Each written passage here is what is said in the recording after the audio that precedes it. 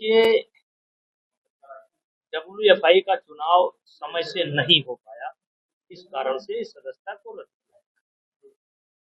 और मैंने जनवरी में भी एक बार प्रयास किया, लेकिन आपको पता होगा कि कुछ आरोप कुछ खिलाड़ियों के द्वारा मेरे ऊपर लगाए गए, जिससे सरकार ने हमसे खुद कहा कि आप कुछ दिन के लिए कुश्ती से अपने को अलग कर लीजिए, और मैंने अपने से कुश्ती को अलग कर दिया। और ये 4 बार प्रयास किया गया कि चुनाव हो जाए, लेकिन हर बार कोई न कोई अवरोध उत्पन्न होता रहा। और यूडब्ल्यूडब्ल्यू ने स्पष्ट चेतावनी दी थी कि 45 दिनों के अंदर अगर एडहॉक कमेटी चुनाव नहीं कराती है तो ये सदस्यता रद्द कर दी जाएगी। और यही हुआ। पहले गुवाहाटी हाई कोर्ट ने स्थगन आदेश दिया, फिर पंजाब हाई कोर्ट ने स्थगन आदेश दिया, और यहाँ तक आप सब लोगों को पता होगा कि डब्ल्यूएफआई उत्तर प्रदेश से हम वोटर थे और हमारे बेटे करण भूतर थे, लेकिन खिलाड़ियों की एक मांग थी कि ब्रभूषण सिंह के परिवार का कोई नहीं होना चाहिए, और मैंने उस बात को स्वीकार किया। मैंने दूसरे नाम भेजे और खुद अपने को अलग कर दिया, लेकिन फिर भी चुनाव नहीं हो पाया। और अब उसका परिणाम देश के सामने है। 8 महीने से कुश्ती की सारी गतिविधि बंद है और सारी ट्रेनिंग बंद है। पहली बार ऐसा हो रहा है कि एशियन गेम्स होने वाला है अगले महीने में, और कोई कैंप कुश्ती का नहीं।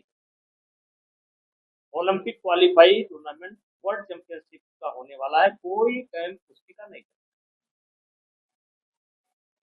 और आज ये बहुत दुखद स्थिति है कि भारत पहली बार प्रतिबंधित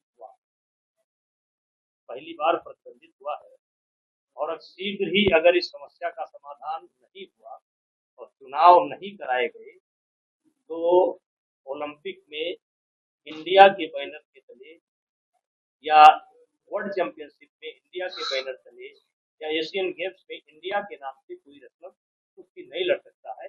ये हमारे देश का और के लिए भी दुर्भाग्य है और पहलवानों का भी दुर्भाग्य है। चुनाव नहीं हो रहा है और फिर जिस तरह से 7 महीने के बच्चे को गोली जिस तरह से परेशान है, तो इसके जिम्मेदार सिर्फ इस देश के 3 खिलाड़ी। सबको पता है, बजरंग, विनेश, साक्षी, सबको पता है। और तो सब वापस चले गए, और सब बच्चे तो वापस चले गए। आज मैं कहता हूं कि वोटिंग करा लीजिए, हरियाणा में वोटिंग करा लीजिए, देखिए किसका समर्थन, हमारा समर्थन। कुछ खिलाड़ियों का आरोप है कि कारण आप बने। कैसे? उनका ये आरोप है। कैसे कैसे कैसे कैसे मैं आपसे जानना चाहता हूँ मीडिया से, कैसे मैं कारण बना? मैंने खेल मंत्रालय के कहने पर अपने आप को कुश्ती से अलग कर लिया। जांच हमारी कर ली जाए इसकी मैंने सहमति दिया। अध्यक्ष पद से मैंने विरक्त कर लिया। मेरे परिवार का कोई वोटर नहीं है, मैं वोटर नहीं हूँ, लेकिन अगर उनकी ये मांग है कि भारत की नागरिकता मैं छोड़ दूं तो ये तो संभव नहीं है। और वो कौन होती है तय करने वाले कि अध्यक्ष कौन बनेगा? अध्यक्ष जो देश की फेडरेशन है वो तय करेगी कि कौन अध्यक्ष बनेगा। अब उन लोगों का एक कैंडिडेट आया है, एक कैंडिडेट और है जो बनारस के रहने वाले हैं। दोनों के बीच में मुकाबला होना है, जिसको देश की फेडरेशन जाएगी वो चुनाव जीतेगा। वो कौन होते हैं कहने वाले? जिम्मेदार किसको मानते हैं? उसका जिम्मेदार टोटल ये धरनाजीवी खिलाड़ी है जिन्होंने कुश्ती के साथ मजाक किया है, देश के खिलाड़ियों के साथ मजाक। ममता बनर्जी ने कहा कि आप खिलाड़ियों का क्या? जब ममता बनर्जी को शायद तक नहीं मालूम है, सब लोगों को इतना गहराई से तक नहीं मालूम है। मैं जनवरी महीने से ही अलग हूँ फेडरेशन से, जनवरी महीने से अलग हूँ फेडरेशन से, और मैं ना प्रत्याशी हूँ, ना मेरे परिवार का कोई प्रत्याशी है, वोटर भी नहीं हूँ, तो इसमें मेरा रोल क्या है? अब वो देश के हर आदमी को कहते हैं वो ब्रभूषण सिंह का आदमी है, ये कैसे रोक लोगे आप? चुनाव है। राहुल गांधी ने कहा है कि चीन की जो जमीन वो चीन ने कब्जा कर लिया। सबसे ज्यादा चीन के कब्जे में जमीन देश की कुछ समय गई है जिसमें पंडित जवाहरलाल नेहरू इस देश के प्रधानमंत्री।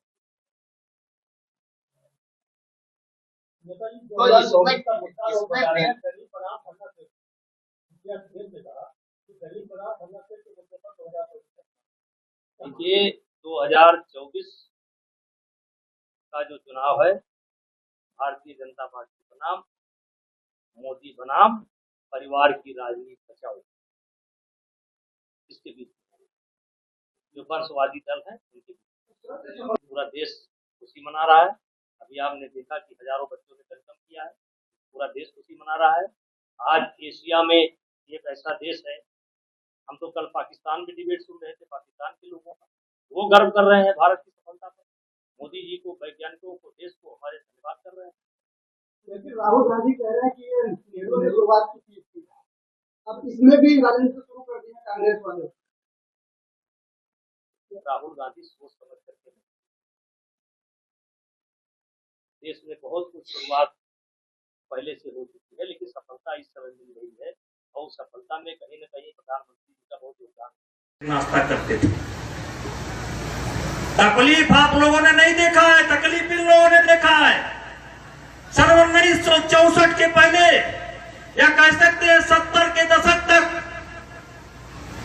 अगर रोटी सब्जी मिलती थी तो चावल नहीं मिलता था, और चावल दाल मिलता था तो रोटी नहीं मिलता था।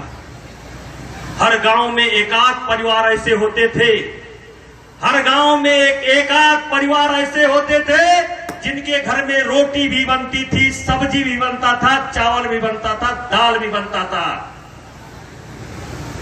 आप लोगों ने वो तकलीफ नहीं देखी है। इसलिए मेरे बच्चों, हम यही कहना चाहते हैं कि अपना लक्ष्य तय करो, जाना कहां है, डायरी लिखो, अपने लक्ष्य को रोज रोज देखो। ये एक रोज की चीज नहीं है, एक रोज की चीज नहीं है। एक कलाकार जब किसी मूर्ति को बनाता है, जो श्रीमती गार्गी, श्रीमती कमला, नीलम तिवारी जी, सुनीता सिंह, अब सबका हो गया, ये सब हो गए हैं। अब समाज सेवी चिकित्सक हैं ये डॉक्टर शारदा। दे लिए यार, कुछ बच्चों को देखने दो, एक साइड पकड़ लो यार।